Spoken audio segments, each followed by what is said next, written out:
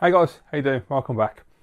Okay, so it is Super Nintendo time again. So PAL Collection's motoring along quite nicely at the moment. It's been getting a couple of decent deals and found some really great games. So yeah, I thought I'd show you what I got, as always. So I've got 3 games. I've also got an accessory for the system. Something I wasn't expecting to pick up, but I'll explain more when I get to the game that relates to the accessory. Right, okay, so first up is an absolute classic, a game that really you have to have in the collection. It's an essential. One of the best games ever made. And that is Super Mario AllStars. Great collection of games, as we all know.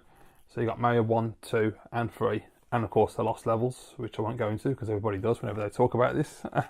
Nice condition as well. Very happy with that. Yeah, really happy. Got this for a really bargain price. I was quite lucky there. It's not a very expensive game anyway. As long as you're patient, you can usually get quite a decent deal on it. So there's the manual. Nice shape. Drops the box, well done. Another a great manual as always. The Mario one's always really detailed. Lots of colour. Excuse me a second. Yeah, it does help me don't drop the box, doesn't it? Okay. Cartridge, really nice shape. There you go. Nice and grey. Bright, nice shiny label. Absolutely spot on. So yeah, really cool. Yeah, I've been playing it recently. I haven't had it that long, so I've started playing it, and I'm playing Mario 3 because that's generally what I tend to play on this game the most. I want to try and beat it because I've never managed it before. When I had the US copy, I managed to get to the final world, and just too hard. I managed to get through to the boat at the end, but I just couldn't get all the way through the boat to fight the enemy. It was just, I don't know what it was. It was really tough. So yeah, and I'm really glad I've got this because, as you can see in the back, I've got the. Can you see? There you go. Got the NES challenge set with Mario 3, which I have here. Hang on. There. So I've got a nice box copy of Mario 3. Which is, look at that, isn't that an iconic cover? It's pretty classic. Both yellow and all, very nice. Yeah, very cool game. But of course, this one has no save state. This one does. So this is a lot more enjoyable because you can actually get somewhere. This you have to really dedicate the time to it because otherwise you can't keep coming back to it next day because you have to start from scratch, which is a bloody nightmare. But yeah, that said, it's absolutely brilliant, and I want to try and, when I finally beat number 3, get stuck into 1 and 2, and eventually maybe tackle the Lost Levels. I've heard they're absolutely brutal. I think I've dabbled once or twice. I've never really played them, so should be interesting. But yeah, I love Mario 2. Mario 1 I'm not really au fait with. I played it a bit and it was decent, but Mario 3 is obviously the best one. But yeah, overall, I mean, you can't go wrong, can you? It's AllStars. It's a great game. I've just got an itch. Hang on. Oh, how annoying. Right, okay. That's the first game. Now, next two, both have stories. They're both really cool games. Very happy to have both of these in the collection. One in particular because I've been after it for a while, and I'm proper chuffed to finally get a copy. So, first up is a game that what I'll do is I'll show you what it is, then I'll tell you what the story is because it's a bit of a weird one. But the first game I picked up, or second game in this video, is The Blues Brothers by Titus. Really cool game. Beautiful purple box as well, by the way. Just look at that. I know Alex Blue-Tonic78 likes to go on about the coloured boxes on the PAL games. He's absolutely right. It's fantastic. So if you just have a look there, you get some screenshots, hopefully. You see them nice and clear. They're actually really decent on this box. They're not blurry at all. Just show you the condition. It's in really nice shape all the way around. I was really chuffed when I managed to get hold of this copy. There you go. Put the box between my legs so I don't drop it. Precautions leaflet, standard. Manual's in really nice shape. Nice and flat. Very thin though, there's not a lot to it at all, but it is nice and colourful. So, you know, swings and roundabouts. Oh, and there's the registration card and all, which I didn't realise was in there, so that's nice. Cartridge is absolutely perfect. Really is a really nice grey cartridge, and the label is absolutely pristine. I mean, proper nice and shiny. If I could do a retro Dave on it, I would, but he's about the only person I know that can do that. Anyway, yeah, brilliant. So this one, now, I always had this memory of when I was a kid playing a Blues Brothers game on the Amiga, and absolutely loving it. And when I got back into the Amiga a couple of years back, I downloaded the ROM because I had the GoTech drive. So I thought, oh, I'll get the Blues Brothers. And I got the Blues Brothers ROM, played the game, and it was shite. It was really bad. It was really boring. There was no colour to it, really. It was quite bland. Wasn't a very good platform. And I thought, well, this is weird, because I remember this game being like traditional Amiga, rainbow backgrounds, colourful, bright, fun, great music, really fun platform game. So I thought, oh, well, maybe I got it wrong then. Now, Alex Bluetonic78 has mentioned Blues Brothers on the SNES for a long time because he's always been after a copy. So apologies for getting that copy, Alex. He doesn't mind, but but yeah, he mentioned it many times, and I never knew really. I assumed it was a port of the Amiga game, and after playing the Amiga game a couple of years back, I thought I ain't even going to bother getting it on the SNES. There's no point because the Amiga game's shite. But then when I got this copy, I decided I was talking to Alex the one night on Twitter. We were messaging each other, and he happened to mention it. And I thought, oh, you know what? I'm just going to go and have a look at it on YouTube, see what it's all about, and see what's so good about it. So had a look at some gameplay, and I was like, it's got rainbow backgrounds, it's got really cool music, it looks bright and fun. That looks like the game I played as a kid, which is a bit weird. I could have sworn it's on the Amiga. So I went and got myself this copy, which I'm very happy with. Fantastic deal from the seller, great seller as well. And yeah, the conditions bang on. And I think what has happened is that when I was a kid, because I had, well, I say kid, teenager, I had a friend called Brian, who I've mentioned before, who had a Magicom for his Super Famicom. So if you don't know what a Magicom is, it's just so you can pirate the games from cartridge to 3.5-inch floppy disk. Now, of course, Amiga games came on 3.5-inch floppy disk. So I think my memory scrambled it along the way, and I've confused a pirate version of Blues Brothers on the Super Nintendo as being on the Amiga, and it's actually on the Magicom. I think that's what I've done. So anyway, whatever. The main thing is I got the game, I've played it loads, and it's absolutely brilliant. If you've never played it or seen it, please check it out. I would do a gameplay, but I can't film the telly because this camera's shite, and it will not film the TV properly. You probably noticed in the previous video, it just flickers like crazy. I can't get it to focus at all. Very annoying because I wanted to do some gameplays, but there you go. I would have done one for this as well.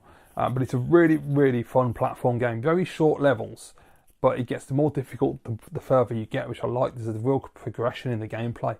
And at first, I could only get to, I think it was stage 15, where you have to ride a dragon, and I couldn't do it. I just could not work out how to ride this sodding dragon without dying. After about 24 hours of trying, I eventually worked out how to do it. Obviously not 24 hours straight. I sat down and I sussed it, and I was like, brilliant. And I've now got to about 21, 22, I think it was. And it's really good because it starts off so basic on the first stage. It's like a short stage. There's a jukebox at the end of the stage you have to reach. And there's little paths that you can go down as well, where there's secrets hidden as well on each level, which is nice. And you just run to the end. It's pretty quick, the first level. Some speedrun videos on YouTube. I've watched of it already. And yeah, and then once you've worked it out, you get to stage 3, and I got stuck, and I thought, well, I don't know what to do. And then I found out from watching a video on YouTube, there's springs hidden in the tops of trees, so you have to jump on the springs and bounce around. So I was like, oh, that's pretty cool. And then, as I say, the further you get the dragon on 15, and a bit further on, you get more complicated bosses and stages, and it's really, really good. It's an absolute, I hate to use the term hidden gem, but it really is. It's an absolutely brilliant game. It doesn't come up that often. There's been a couple of copies coming up recently. It's a fairly well-priced game. It's not a really expensive game, but it's not a cheap game either. It's sort of mid-range, but yeah, absolutely recommend it. It's fantastic. Okay, and the last game, this is the one I'm really chuffed about. I've been after this since I was collecting on the American Super Nintendo. I never managed to get a copy for that, unfortunately.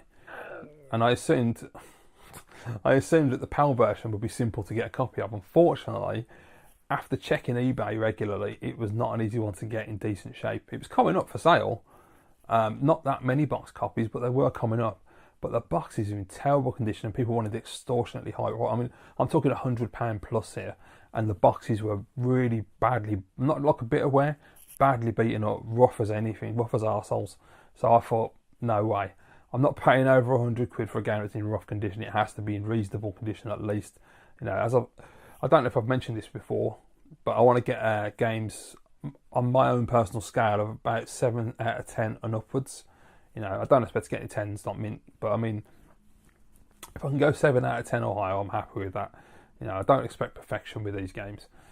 And so I kept looking, and eventually this copy came up. Now, when it did come up, I looked at the pictures, and the price was really cheap, and I thought, bloody hell, that's good. and the pictures looked really good. It looked to be in decent nick. It wasn't battered. But I looked at the back of the cartridge picture and I thought, oh, there's some yellowing on the back of the cart. And when I say some yellowing, this is my anal collector coming out, because there's like a tiny speck, like one spot. Now, of course, you can change the back of cartridges, so it's not that important.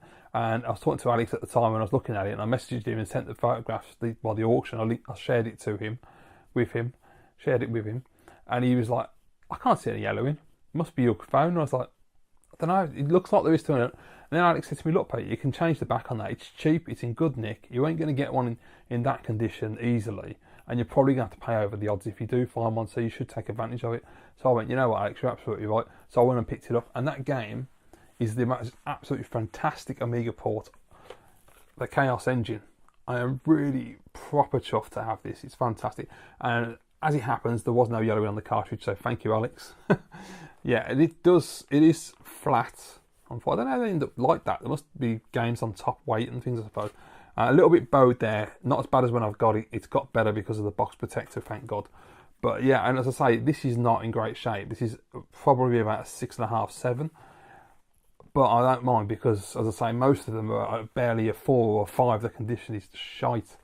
So I'm very happy with this. Check out some screenshots there. Absolutely brilliant. I love this game on the Amiga anyway.